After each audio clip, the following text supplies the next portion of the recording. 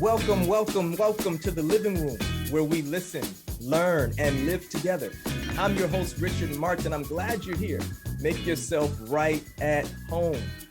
Y'all, am I the only one who sometimes when you're sitting by yourself just thinks about the games we used to play as children? I'm talking about hide and seek and freeze tag, or what about Simon Says?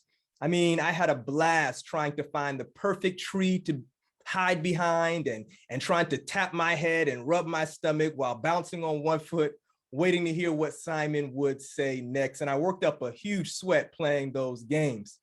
You know, these were games that taught us life skills embedded in the playfulness and the fun of it all. There were things that went with us as we grew older. Maybe you can't detect it in those games, but I'm sure you can in this one. You remember red light, green light? The concept was simple.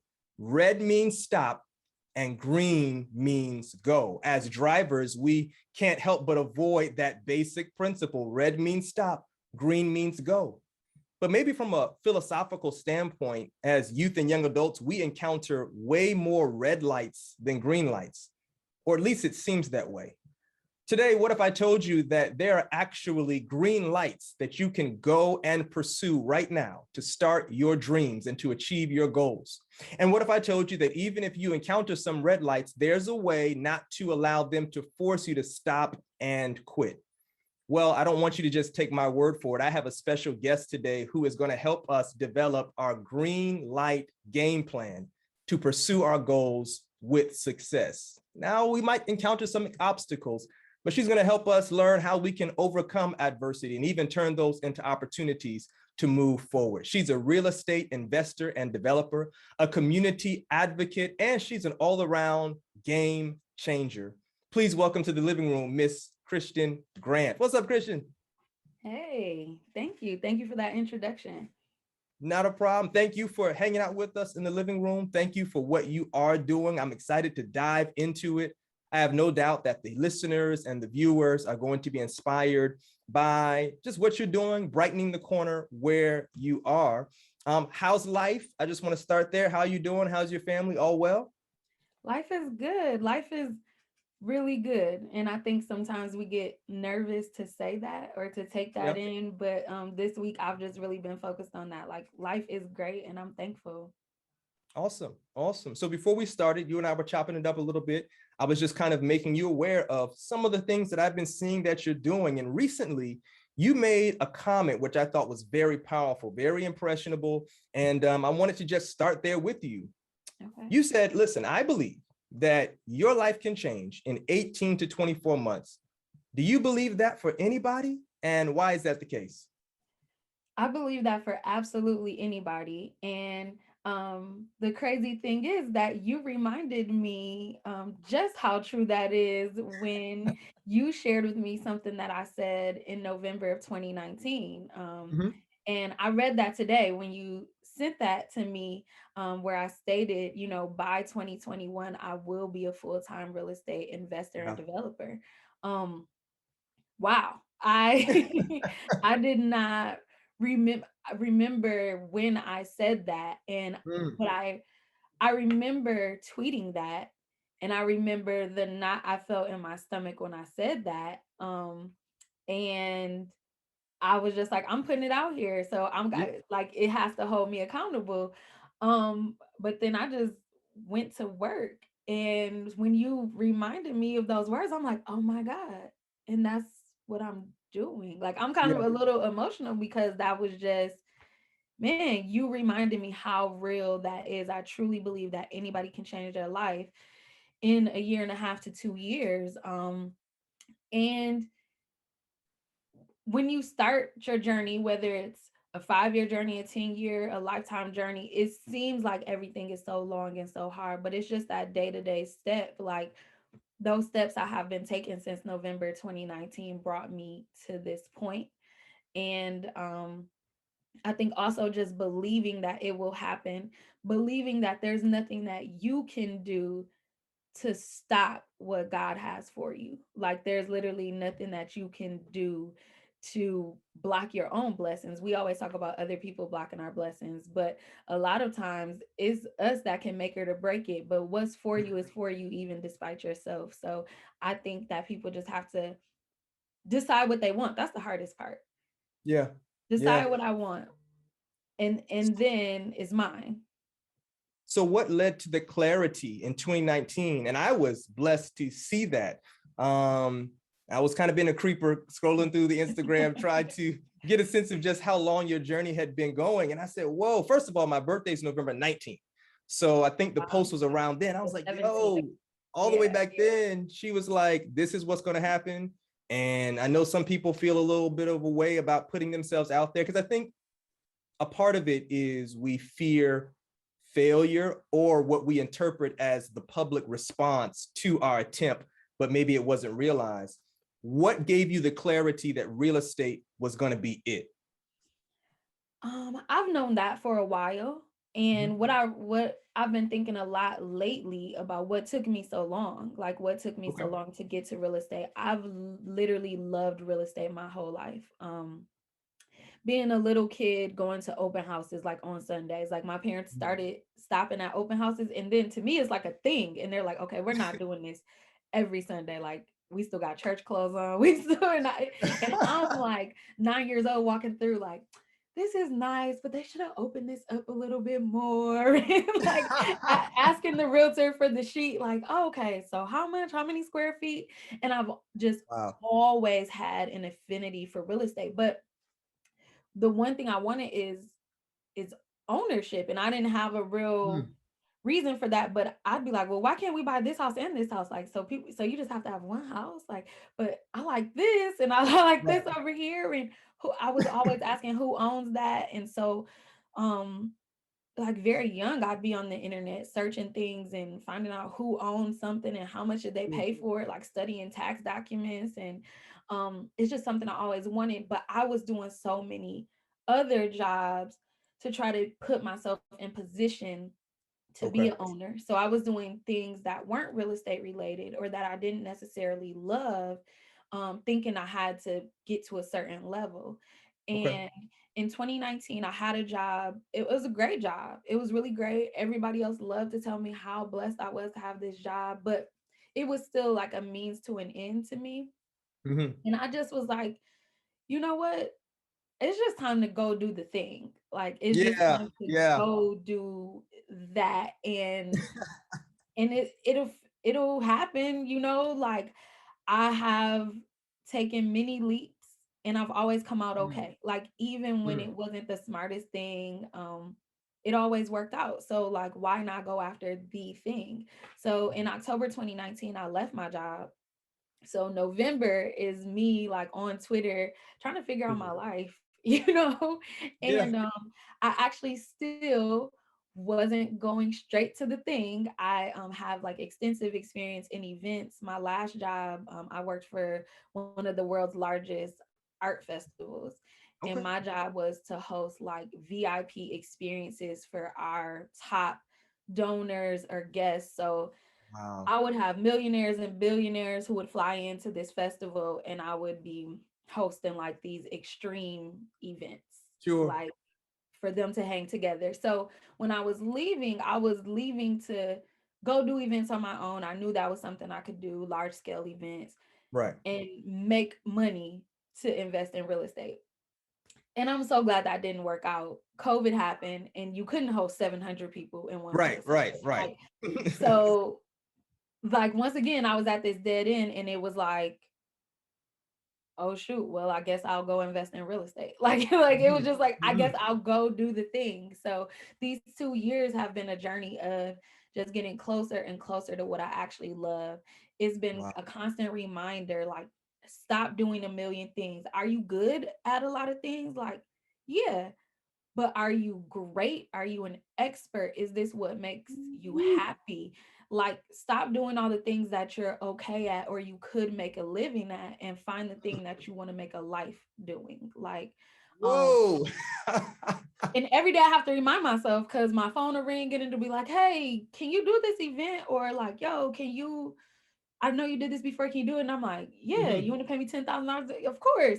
I'm like, it's not about that anymore. Like it's not about $10,000 or 20 or 30. It's about millions, and it's about happiness also. Like those two Wow. things combined. So the pandemic was actually such a blessing in my life because it just stripped away all the commotion of life, and it was like Mm, be at home, figure out, focus, like get yeah. really minute in what I want to spend the rest of my life doing. I saw that you encouraged us when the pandemic started. A lot of people just understandably kind of went in the corner and were all out of sorts. It disrupted our norms. It interrupted our plans and our goals, our previously cherished aspirations. They were all, tampered with. Mhm. You converted that experience into a YouTube video where you said, listen, here are 5 things we can be doing right now to reinvent our business, to reimagine life going forward. And even that, I think, takes what you just said and operationalizes it. Like, listen, sometimes you got to give yourself your own red light. Stop doing this so Mhm. you can go pursue this green light. Now, Kristian, I don't know if you have your next book in line, but it needs to be called Go Do That Thing. All right. That for me was powerful. Like we all have a thing and it might be dangling somewhere ahead of us. And you think we have to do 10 things to get to that thing. And you had a hard stop, a pivot moment. I would say, prior to the pandemic, maybe even expedited by the pandemic. And here you are now in 2021. Mind you, it's not even 2 years until that post, Right, right? right. November's still ahead of us. And Mhm. I'm sure you could be here for another 2 hours detailing for us just what has changed in your life as a result of saying, okay, I can't do 1,000 things, or I can do 1,000 things, but I'm choosing not to do this one thing well. Mm, that's real. Yeah, and it's like we we put obstacles and barriers in front of us because it's like, man, if I grasp that thing that has always felt impossible, like Yeah. then what? Yeah. Like it's almost a fear of success because then what? And also the fear of failure on the way. But Mm, like, oh my gosh, I have failed so many times. And what I realized is a lot of that failure was due to the fact that whatever I was going after wasn't what I really wanted. It okay. may have been what success looked like to others, or a lot of times we're like, I have to check off these 10 things before I can do the big thing because then I'll be validated. Like, then I've earned this in some way. I've took myself through like this grueling process Yeah. and now Yeah. I'm certified, right? So now the man behind the desk can't tell me no, or Mm-hmm. like the colleagues that will be there can't tell me no. But I started paying attention to people who are like experts or gurus, and that word is used so loosely on social media, but I started paying attention and I started buying the books and taking the courses and being like, I know this, or like I know a little bit more of this. Like why? And some people like will use that to hate on an individual, like they're not that qualified, or but my thing is if they can trust themselves and believe in themselves so much to go do the thing, why can't I? Yeah. Like, why Yeah. can't I just get to it? And that's inspiration. Whether they did an amazing job or not, they're still out there doing it. And guess Sure. what? 18 to 24 months from now, they will be an expert because they've been Yes. talking about it that long and they've been putting in the work. A lot of so I tell this story a lot. I remember when I was, I don't know, I wasn't even probably like 13 or 14. Destiny's Child performed at this like county fair or something. Okay. And I remember Beyonce singing, and this was like Bills, Bills, Bills Mm-hmm. time. I mean, Yeah. it was all right. She was in line with the other girls that were out at that time. We Sure. don't remember the other girls that were out at that time, right? Like, Right.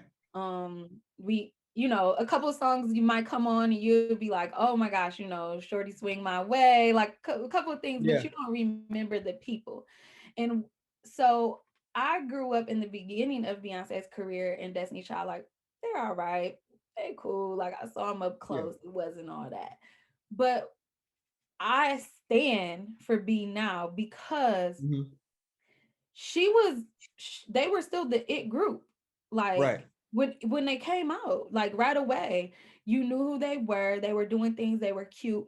She could have just stopped there. Like, Right. we're the it girls and it's cool, but she has continuously honed her craft. She has Mhm. continuously gotten better. Now, what if they were like, until our voices are perfect, we shouldn't get started, right? Yeah. Like, they Yeah. came out and she has continuously put in the work. And Oh, so I only went to, like, when I started going to her concerts, it was like the last two. Like, all my yeah. friends were like, we gotta go. And I'd be like, okay. Like I'm all right. But seeing her now, Mhm. I'm absolutely blown away. Like, her grind is crazy, and it's like you're the best and you're still working. And so, like, I take a lot from that and a lot from her, because it's like, don't wait until you're perfect or the world says you're ready, because by the time the world says you're ready, you've been ready. By the time everybody else gives you the okay, like, go ahead, get out there, but don't take it for granted that you're out there. Like, just keep working. And that's 18 or 24 months of learning and working. Like, I put myself out here, but now I'm gonna stick to it and be consistent. Like, that'll change your life. That'll Yeah. absolutely change your life.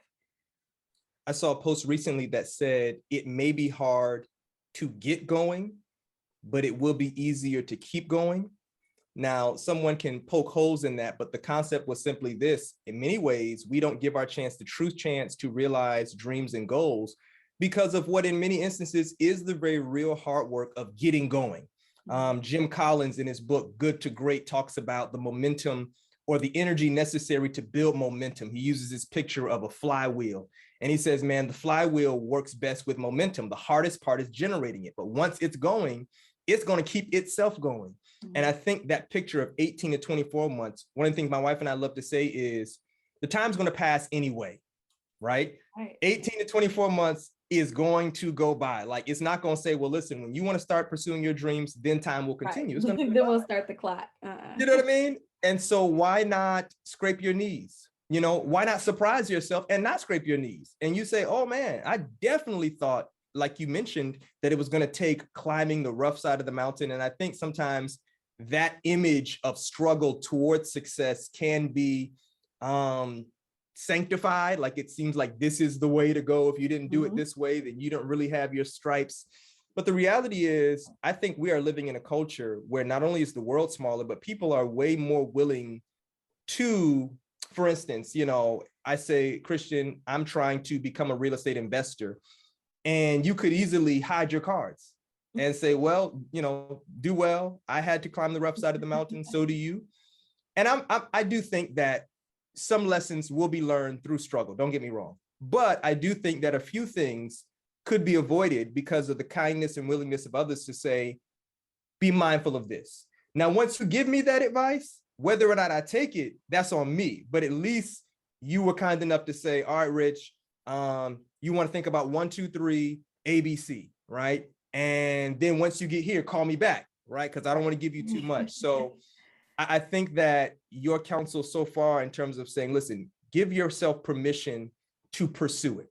Don't feel as though the red light is there to stay. Don't feel as though the gatekeepers have the final say, that there are some things that you might even plan. And not to hog this segment of the conversation, I'm going to throw it back to you. Oh, you're But fine. there was a guy recently, his name is Hella Sidibe.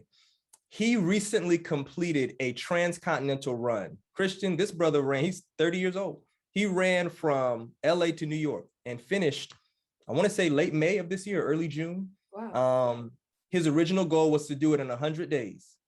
He did it in 84 days, Wow. covering 3,061 miles, um, sponsored by Gymshark, Hoka, which is a brand of running shoe and fitness equipment. And I mean, they gave him an RV. I mean, it was just all these kinds of things that once he said, I'm going to do it, the support came. Mhm. And his goal was 100 days. He did it faster. All these things like just lead me to saying, yo, you're right. Sometimes we will surprise ourselves. We think the start means it's going to be a long finish. But hey, once you get going, you'd be surprised at the people who come and say, this is what you're doing. Bet. I want to be down. I want to support you. And that can expedite the time process. Now, you mentioned something, and I appreciate you for saying it, that you failed so much. That in and of itself, for me, takes a measure of confidence, self-security, because for various reasons, that can be the main thing we're afraid of, to experience it, let alone say it. Would you mind inviting us into that space when you first launched out pursuing real estate investment? What were some wake-up calls that said, oh, this was hard. I messed up Well, here. I don't have to think back that far. I'm currently in a project where I purchased three small cottages with a partner of mine in Idlewild, Michigan. And for people who aren't familiar with Idlewild, Michigan, it is a small um, lake community in northern Michigan. And in the 20s, 30s, and 40s, it kind of fizzled out towards like the late 50s to early 60s, but it was the premier destination for Black middle class to well to do people in the country. So, when segregation was still happening and blacks could not attend certain clubs, they couldn't go to certain resorts, we couldn't be in Vegas gambling or hanging out. Now we Right. could perform, but as soon as we performed we had to leave out the back door. We couldn't Wow. be in these places, so this resort town was created in northern Michigan, and literally people came from all over the country um, to Idlewild, Michigan. Mhm. So Madam C.J. Walker had a property. Her Yep. property's still there. W.E.B. Du Bois had a home where he would write there. Um, just the list goes on and on. Malcolm X's family, he's from Lansing, Michigan. His Right. family had a place there. Fighters, entertainers, doctors. The first, um, oh man, I don't want to get this wrong, but he was a cardiac surgeon. Um, Mhm. the first one to perform a certain heart surgery ever, not just white or black, but ever, was a black man. And his home still sits on the water there. Wow. So just it was just like this place where black people came and they were beautiful and they were together and they were owners. There's something called the Flamingo Club where Mhm. there would be top performers coming to perform Yeah. there, the Temptations and everyone. But it was just a community. And so my grandfather actually built two cottages there. They would go up every summer, and people would be coming from California, like getting in Mhm. RVs and campers and driving to Idlewild. And once things were desegregated, and once white people said, you know what, we'll take your money. We may not treat you well, but we'll take your money. Yeah. People stopped coming. And a part of me understands that, right? There weren't quick planes and flights. There still aren't. You can't catch a flight to Idlewild, Michigan. So people Right. who were driving and traveling for days at a time suddenly could just drive 20, 30 minutes to go where they needed to go, right? Mhm. I get it. But I grew up always saying, man, I wish I could have been there during the time. And so there's a revitalization effort there, and I've made a promise with a partner of mine to really invest in this area. So that's some history on that place. I love it so much. And it is not what it used to be. A lot of the property is in ruins and hasn't been maintained. A lot of the people moved there in their retirement, but then they passed away, and they have kids in California or Texas or Tennessee who own the property but have never been there, right? So the property hasn't been kept up. But there's something about being there. Like I pull up Yeah. to my property and an older person will drive by and they'll just hump their horn and say, "Hey girl." And I'm like, "Hey." Like it, and I don't know them, but it just feels Yeah. like your granny driving by. Like Yeah. it really feels like home. You walk away, you walk down the streets or you get on a four-wheeler and it just feels like love. It just feels like love. And so Wow. um I am so happy every time I can be there. But anyway, we purchased three small cottages. We're rehabbing them all at the same time, which probably wasn't the smartest idea. And I've learned about country construction, like Okay. these verbal contracts and Yeah. the issues that just happen in the country, Mhm. where everybody knows everybody, and it is just a whole nother experience. And so this project, we started early March. We should have been done by May. It's July and we're still in this We're project. going. um doing it during a pandemic as well, where prices were escalating, Yeah. doing something that's not in the city you live in, like just all of these things that I'm learning. And like you said, people can tell you. So when something happens, I recall, more Yeah, yeah, yeah. experienced people telling me, like, you should do this, you should do this. I'm like, okay, yeah, it's just gonna be quick. We got this.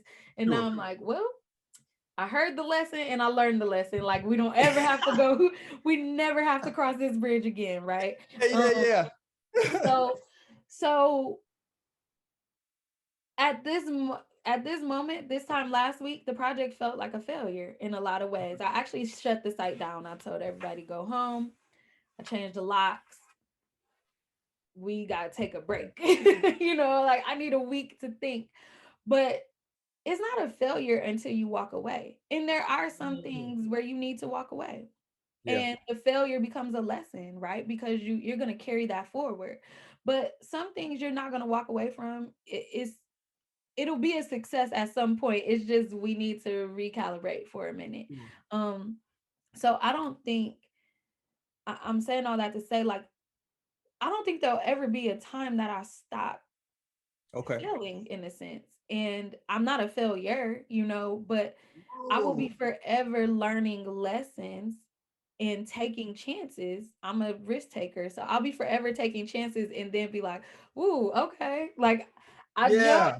but I should have, panned a little to the left when I did that. So I'll be forever learning lessons, and there will be some things that people could quantify as a failure within those lessons. I don't know if you heard what you just said. I'm gonna repeat what you said so you can hear it. Whoa. I don't think I'll ever stop failing because I'm never gonna stop trying, which means I might fail, but I'm gonna keep learning. Mhm. Like Christian, do you know how many people, and I don't want to be insensitive or morbid with this next comment, but the reality is many people of various ages, colors, creeds, don't really matter, have gone to their grave hoping, wishing, but fearing that thing. Like this notion that success means more wins than losses. Listen, I am a unashamed Tampa Bay Buccaneer fan. We've had more losing seasons than winning. And any win we get, I'm gonna ride it till the cows come home. We won the Super Bowl this year. I don't care if it's a pandemic. I'm owning it. We won, but we lost some games during the season, Mhm. right? And at the end of the day, when they held up the Lombardi Trophy, nobody was thinking about the losses. In Right. fact, the losses were instrumental in helping them shore up their game plan, building team chemistry, allowing them to really detect where their weaknesses were, to make some mid-season trades, acquisitions. If they never had a loss, then they wouldn't have had such a strong success plan. And what I hear you saying is, listen, guys, we got to get over this limiting mindset that says there's fear in failure, that the way is to avoid it, learn from it, allow it to. I love the wording. You said, I heard the lesson and I learned the lesson. And those two together now going to help me to prevent this from happening again as much as possible. Let me add this piece in there because I think many people in our community, that is our age range, as well as maybe even the Black community, one of the things that we fear is not so much failure, but the financial impact of failure.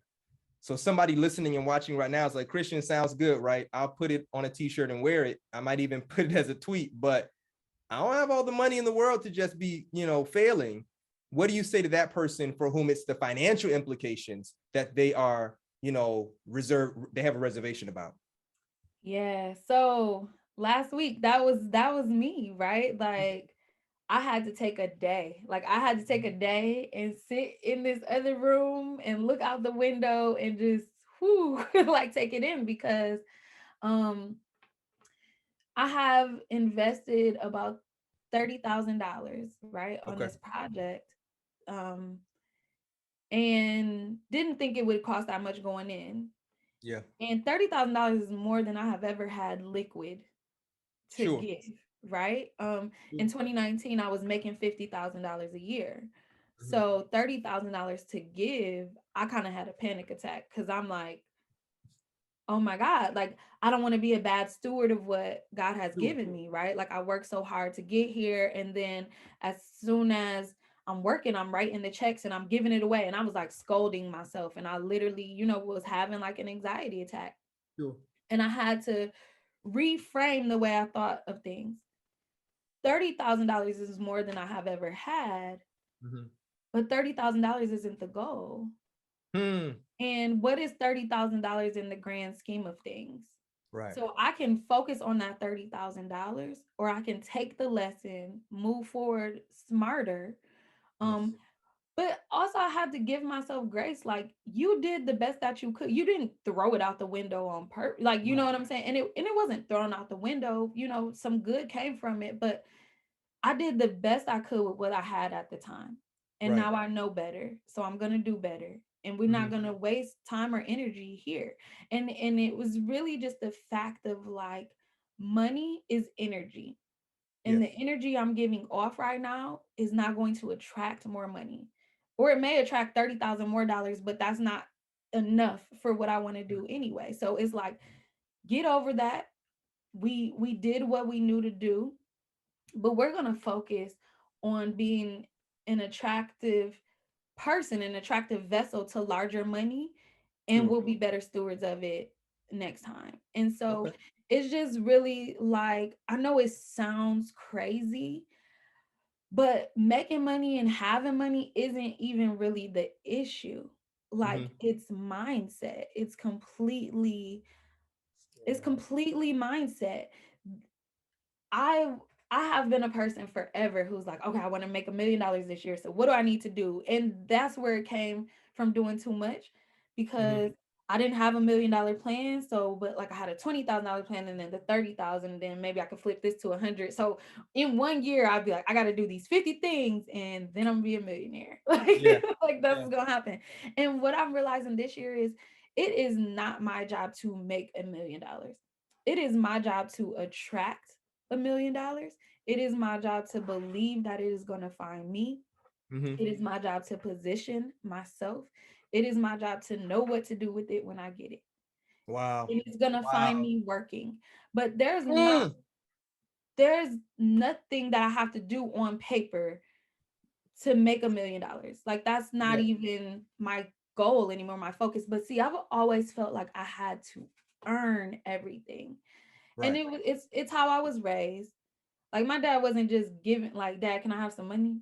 Like, Right. that just wasn't, like, what did you do to earn this? So then I learned to come with a, like, this is what I did today, and this is what I'm going to do with the money when you give it to me. Like, Sure. have a whole plan. And there's a place for that in life. But the place where I am now is, I have done so much work over my life, so much hard work that I was not fully ever compensated for.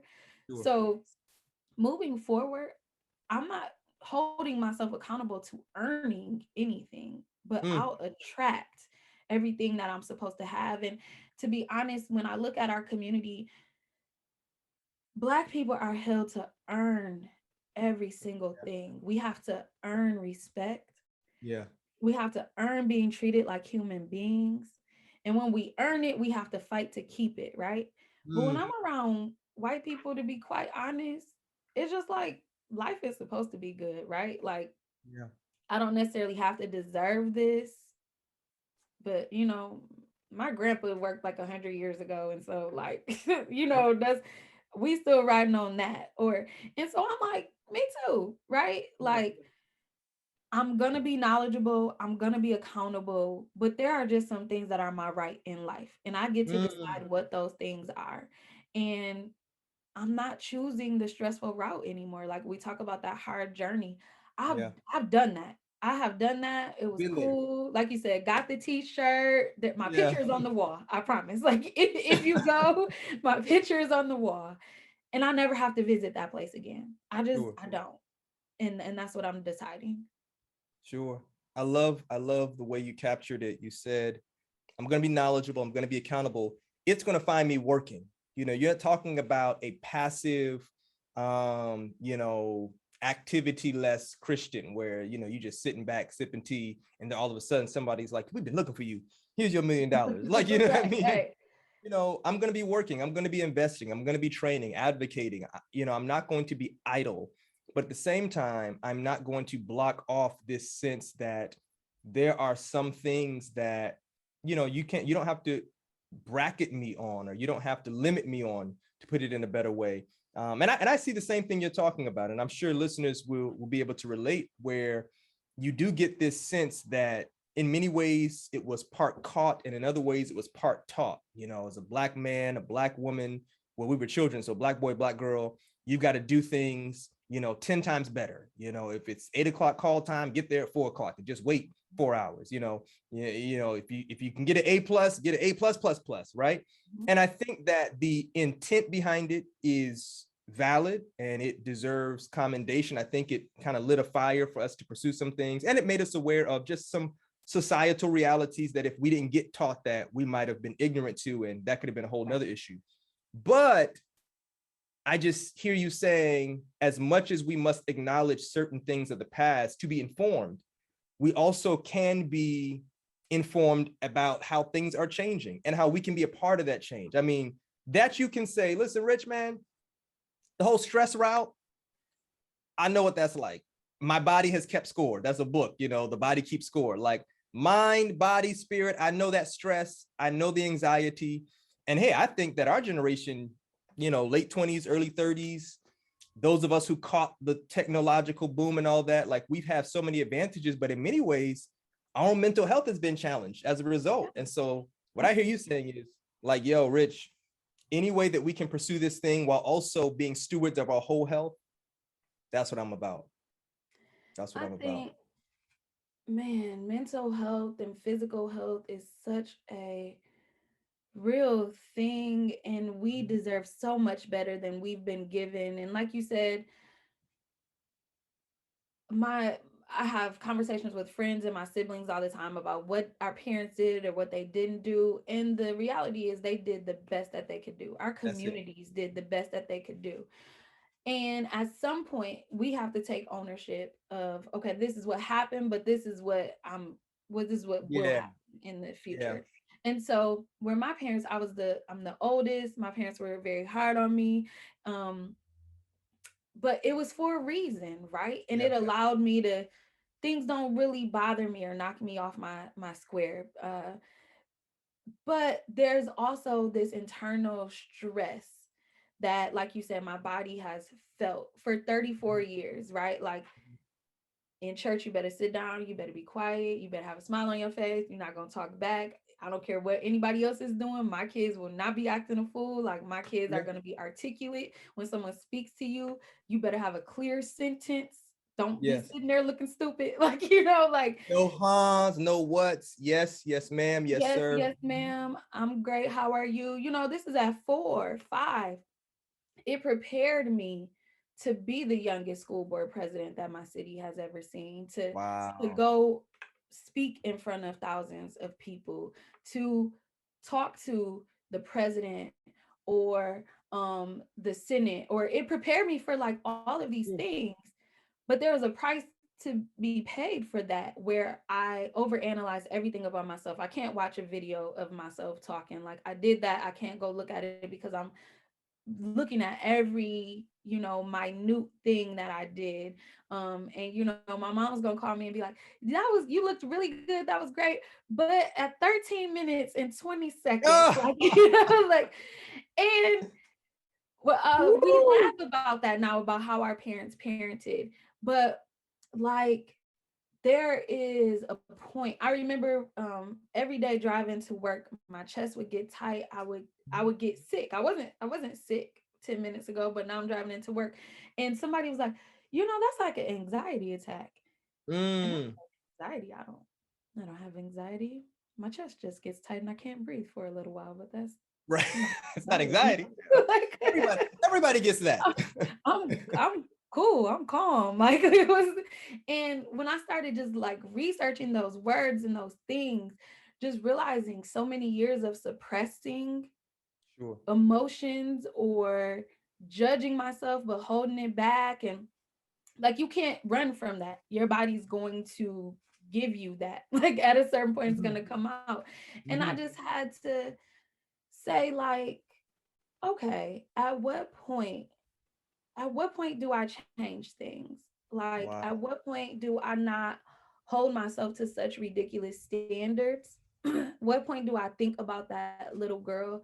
Like I was a little girl with big, huge ideas, and no didn't even exist to me. Like, Yeah. what does that even mean? But then there came a certain point in my life where I was like, this would be nice to do, but this could go wrong and this could go wrong. And all like now I had given myself like all these parameters. And I have to be like, I want to get back to that little girl. Like, how do I go talk to her and give her what she needs so that we can move on? And then also, as a mother, like, parenting is the hardest thing I will ever do. If I check every goal off of my list, and I have some pretty lofty goals, parenting will still be the hardest thing that I will ever do. And I had to check Wow. myself about how I'm parenting my daughter. Um, and my daughter, she's 17. She pushes back like, mm-mm.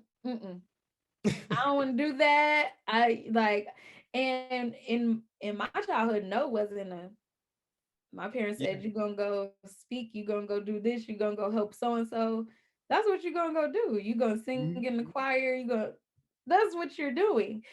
And I had to say, but is do I just pass that down because that's what happened to Right. me? Right. Do I pass my anxiety on to my child? I That was a conversation I had to have with myself when I was Woo. overly critiquing her. And in my mind, I'm like, it comes from love, so she'll be all right.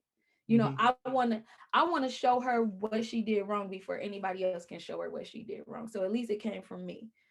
But Hmm. is that really love? Like, is that, and I have no qualms with how my parents parented me. Um I think they did an amazing job raising us, but I'm supposed to build on that foundation and refine it, not just duplicate it. Yeah. Yeah. Um, Christian. Whoa.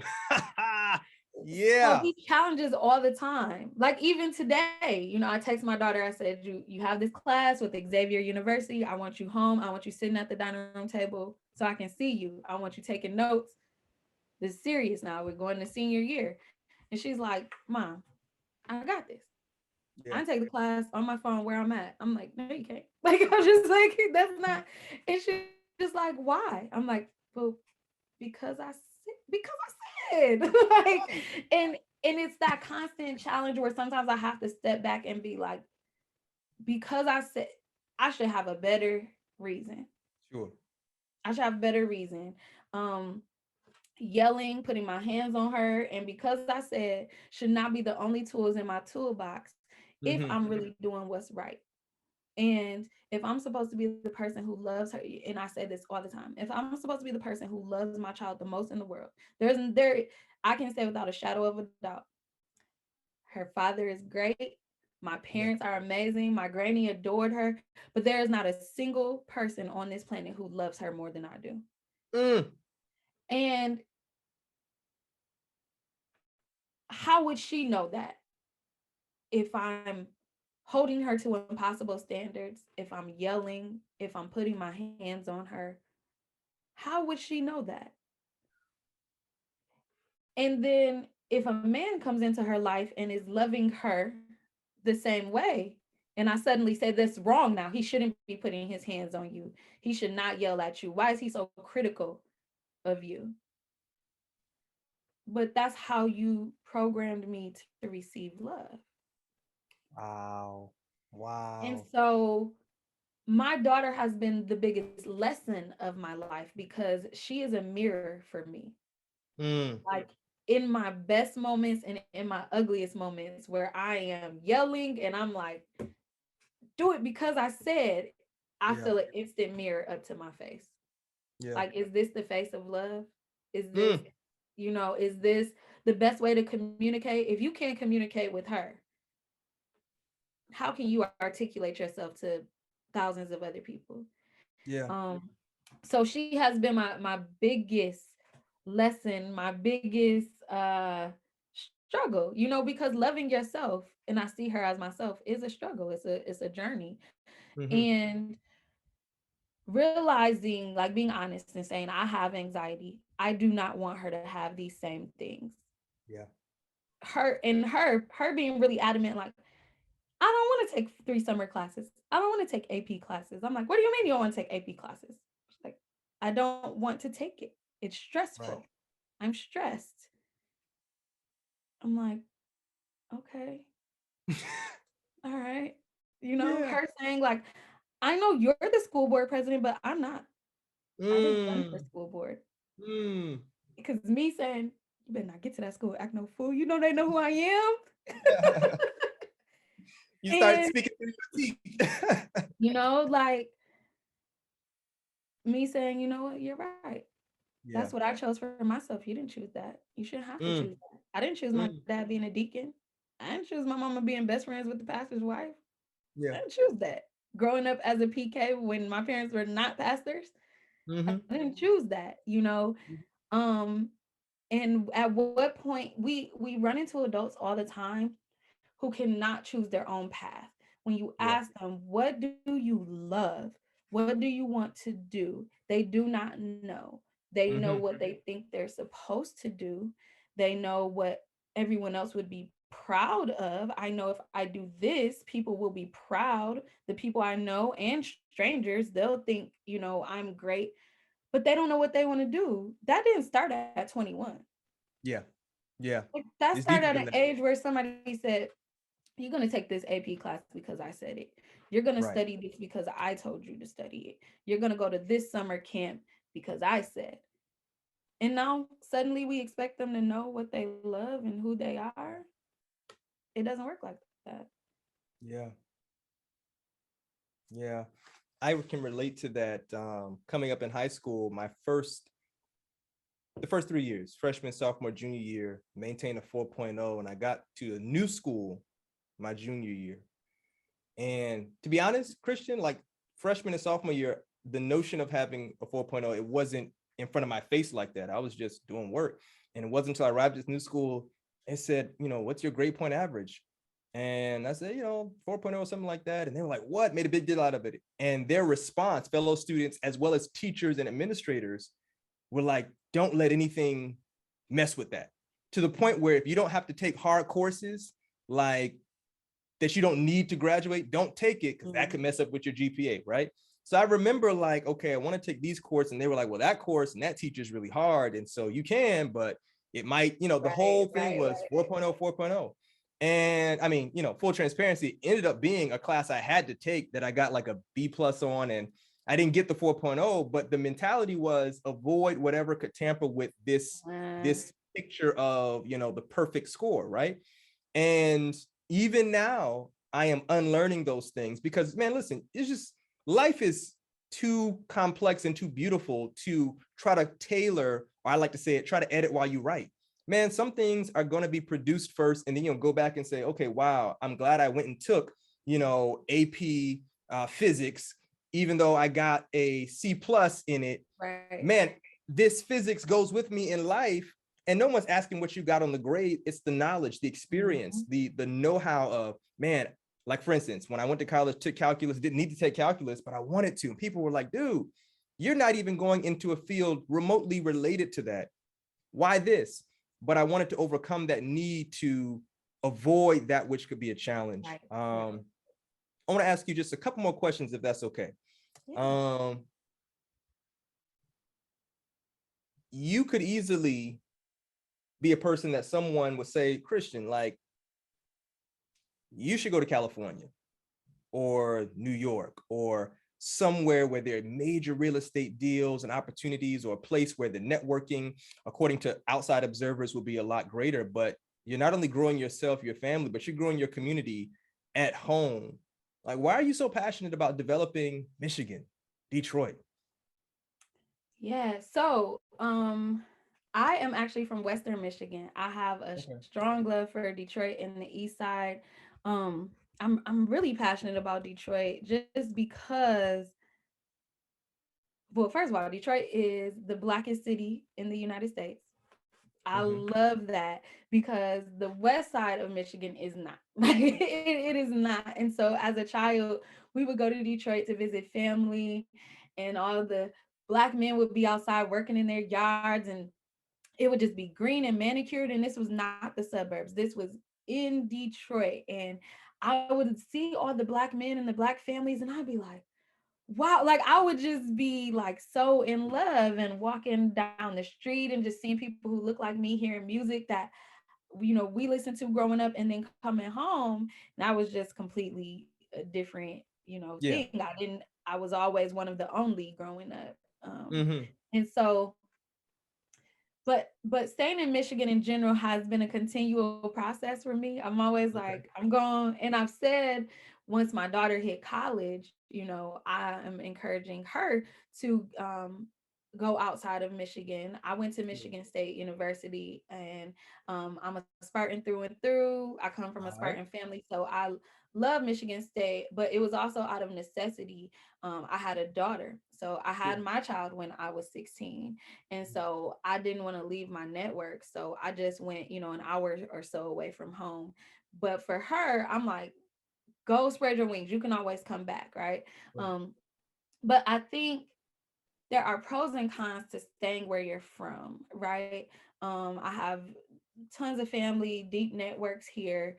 And so my heart is here. I want Mhm. to I see the potential of my community, Mhm. and I want to be able to say, like, I stuck around and I created the change that I wanted to see. Yeah. I sit at so many different tables and people will talk about what's needed and what's necessary. And I'd be like, oh, you live on the south side? Hmm. Your kids go to school on the south side? Yeah. You walk down those streets? So how can you tell us what we need or the experience? Yeah. Um, so I love sitting at these tables and being like, my house is right there. People are like, you live there? Like, yes, I live there. And I grew up there. Um, and so but there's always this constant struggle of like, when is the time to leave, right? Sure. Like when is the time to leave the hood? Um, I think you leave after you've created impact. Wow. I think you measure that impact, and I think you never forget. You continue to Hmm. go back and create change and stay connected. But there's something that doesn't sit right with me about leaving and things are still the way that they were. Okay. Okay. So, we will continue to revisit. I will continue to revisit this conversation about how long do I Yeah. stay. I have some projects that I am so excited about in my city. Yeah. And after those, it may be time to leave. But for now, I'm just excited about being able to make change. Yeah, I spent 2.5 years completing my master's in Southwest Michigan, um, about 10 miles out of Benton Harbor. And Okay, so, what's cool? yeah, Berrien Springs, Andrews University in Okay, Berrien Springs, Michigan, not yeah. far from South Bend, St. Joe, Hmm. just over the line from Chicago. And so, Michigan does have a certain place in my heart as well. Beautiful summers in springtime. I mean, you wouldn't think it Absolutely. cold, but when the cold comes, you wouldn't think it gets hot. You know what I mean? So I love that you have in your mind, this conviction to say, yeah, it comes before me. Don't get it twisted. I do think about opportunities beyond Michigan borders, but home is home, just like I feel about Florida. I've not lived in Florida in since 2006, but whenever I go, you just can't take the Florida seeds or roots out of me, and I want it to do well. Um, I want to ask you, if a person came to you, young adult, just graduated from college, they say, Kristian, I just finished college. I don't have tens of thousands of dollars to invest in real estate, but I want to get started. What's the first step that they might be able to consider to make that turn? You know what? I always tell people, 9 times out of 10, you need some money, but most times don't need a lot of money. Okay. But what you lack in money, you have to have in heart and commitment, Mm-hmm. and you gotta get your hands dirty. You can't Okay. say, I've had people call me and say, I have $10,000. What can I do with it? But I don't want to have to do a lot of work. It's like, Mm-hmm. come on, you're gonna have to do one or the other. Like, Yeah, yeah, yeah, you can yeah. pull up and say, I got 1 million and I really want to be hands off. I'm like, okay, we might be able to work with that, We but might be able you to work with can't that. have $5 and try to figure out what's going on. Right. So Pick up that hammer now. yeah, like come on. So so you will have to spend extra time True. searching grants, watching YouTube, taking some free courses. Okay.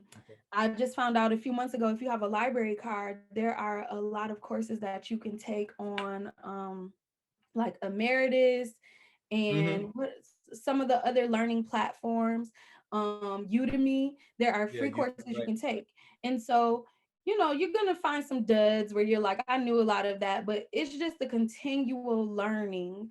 And True. so, if you have time, you need to apply yourself on learning the things. When I was in college, the like my junior and senior year, I used to always go look at property, look at multi units, and I wanted so bad to buy a multi unit.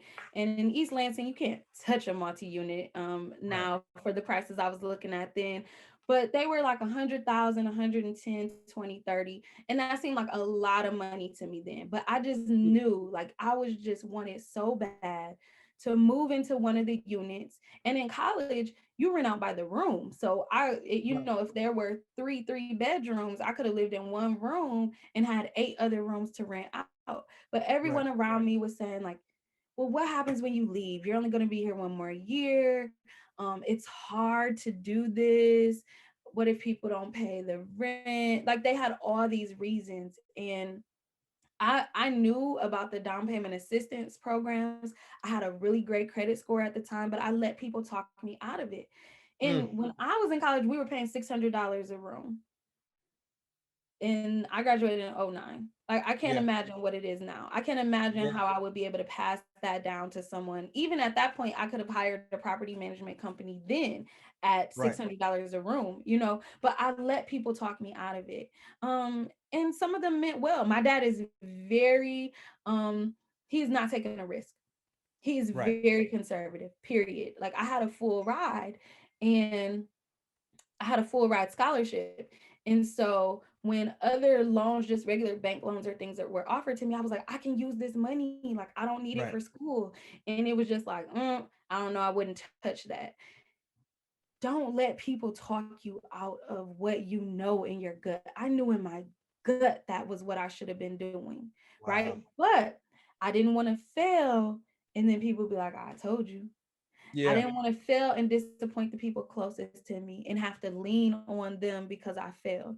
Mm-hmm. But I wanted it so bad, I wouldn't have failed. And Yeah. so there are a million ways, especially if you're in college. College is the one place that's like an isolated bubble, whether we're in a recession, it doesn't matter. Like there's money on college campuses. College students have money. If you can have a product that is for college students, you're golden. So True. I would say find ways to get involved. House hacking is one of the best ways to get involved in real estate. House Okay. hacking means you purchase a property, you live there, but you also have other people living with you, whether it's a multi-unit or a single family, Mhm. but other people are paying your rent, your mortgage.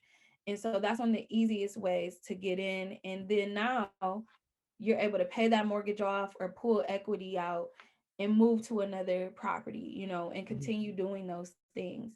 College campuses are one of the best places to own property Okay. nearby. Because every year there are going to be people coming, people looking, I'm going. people recruiting more people. So that would be my advice to a college student. I really wish I would have done it. Sure. Makes a lot of sense. We live not far from Hampton University, Mm. and you just planted a seed for me like, hey, we might need to explore because even though we might not be in the area, like you said, college students will be coming in and out all the time. A few rapid fire questions just as we wrap up here. Number Mhm. one, if you could travel for 1 year, all expenses paid, how would you approach it? Would you go to one destination and spend 12 months there? Would you go to a different place a quarter? And where would some of those places be? I love traveling, so I would move around at least once a month. I would move Okay. around. Africa has been so heavy on my heart. My dad's Mhm. family is from Africa, his mother's side, and we were supposed to be there, and then the pandemic hit. So I would really spend my time traveling around Africa. European countries are cool, but I want to see like people who look like me and find those connections. Sure. So that's where I would go. Okay. Number two, boating. I've seen a couple posts. You out there on the water, living your best life. Where did that come from? And do you see it being something that's just a passing trend, or like this is a phase in my life, or you see yourself on the water going forward?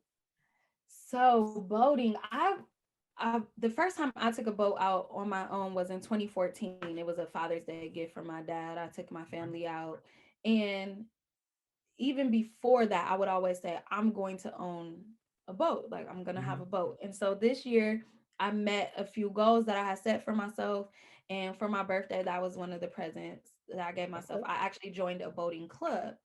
Sure. And I love it. Being out on the water is just freedom, you know. It Mhm. especially I live in Michigan.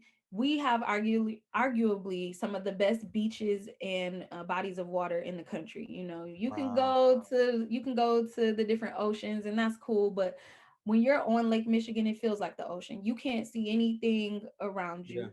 And so it just feels freeing, but also you have some troubleshooting to do, some navigating you have to do. Big bodies Right. of water, there are waves, you know, the water can be choppy. It can be beautiful outside. It can be 90 degrees, but you can get on that water and it can be 67 degrees and choppy. And so Mm. I enjoy being out there and having to navigate and feeling sometimes like your life is a little bit at risk, you know, but it's not. Yeah.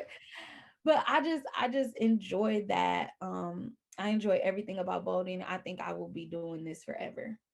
Yeah, my wife and I went on a little boating excursion a couple days ago in Bermuda, Mhm. and it was a Boston whaler. And I learned one thing, like water distance is not land distance. You're like, oh, that No. bridge is right there. Like, we just about to go hit it real quick. Uh-uh. You'd be like, yo, are we going anywhere? Like, I feel like we're getting further from where we left, but not any closer to where we're going. And you're right, it is humbling. Um, I felt like on land, I respected the water, but being out there on the water, Mhm. you're Yeah, like, you really realize like I am not in control right not in now. control. Like, but I was out with a friend a couple weeks ago and he was saying the water was like it was hitting us a little bit and he was like what if the boat just turned over and we could see the shore but it was really far. He was like, what would you do? I'm like, that's it, man. I'm just that's it. God knew that I love being on the water, and this is where we go. This is where we gonna It's call been a it good at. life. It's been a good But life. you don't control anything out there, Sure. you know. But I don't. It's a calmness to that. Like it's a Yeah. peace to that. Just being out there, you lose track of time. Um, I'm in a rush all the time and I'm Mm, working on that. I'm working on um changing that lifestyle, but when I'm on the water I'm not in a rush. I'm here. This is where it's at. I might have a signal, I might not. Learning how to navigate on the water, so it's my yeah. goal to go from Michigan's lakeshore to Chicago and Okay. just mapping out like you still have to stop for gas. Like, Right. you know, you can't just eyeball that. How are we going to get there? So I've been navigating small trips right now to prepare for that and I'm Okay. excited. Hey, listen, I'm in your corner and I hope that you succeed. Last question for you. And please make sure you post some stuff when you do make that trip. We want to see it. Um, if you could send a text message to yourself 10 years into the future, what does it say?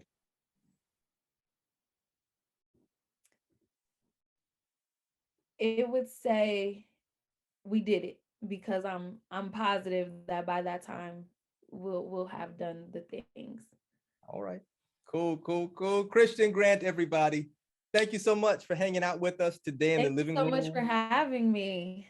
Most definitely, for sharing your story that has been and that really is still in development, for allowing us to take a peek into your successes and even the things that you've learned as a result of, hey, I haven't always gotten it right, for helping us reorient our thinking, not just in the area of building wealth and pursuing dreams, but even in terms of nurturing family and parenting.